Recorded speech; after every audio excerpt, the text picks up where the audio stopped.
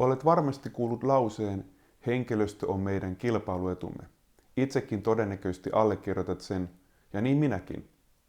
Meidän suomalaisten menestyminen ei synny suurien taloudellisten resurssien tai eilisen onnistumisten kautta. Se syntyy työntekijöittäsi kautta joka päivä.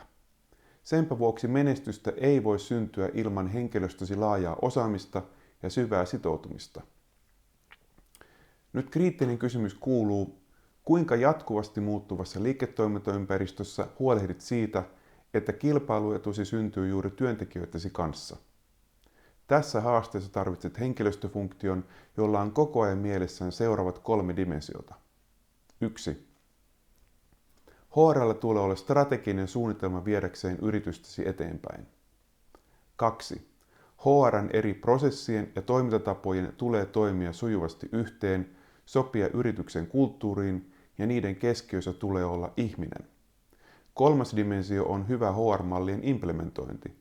On tärkeää saada kaikki suunnitelmat paperilta käytäntöön läpi koko organisaatiosi. Vasta sen jälkeen ne tuottavat vaikuttavuutta liiketoiminnallesi. Me HR Plusassa uskomme, että jokainen yritys tarvitsee ja ansaitsee hyvän henkilöstötoiminnan, joka saa yrityksesi erottumaan muista kilpailijoista positiivisesti. Näin voi syntyä strateginen kilpailuetu ja sitä kautta yrityksesi menestys.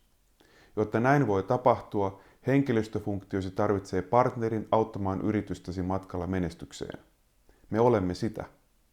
Meillä on sekä kokemusta että teoreettista osaamista näistä muutoksista. Me tunnemme kokonaisvaltaisesti kaikki HR-osa-alueet ja prosessit. Me tunnemme strategiset mallit ja työkalut. Meillä on myös laaja partneriverkosto, kun tarvitset erityistä tukea johonkin tiettyyn haasteeseen. Ota yhteyttä, niin keskustellaan lisää. Kerron, kuinka me voimme auttaa sinua.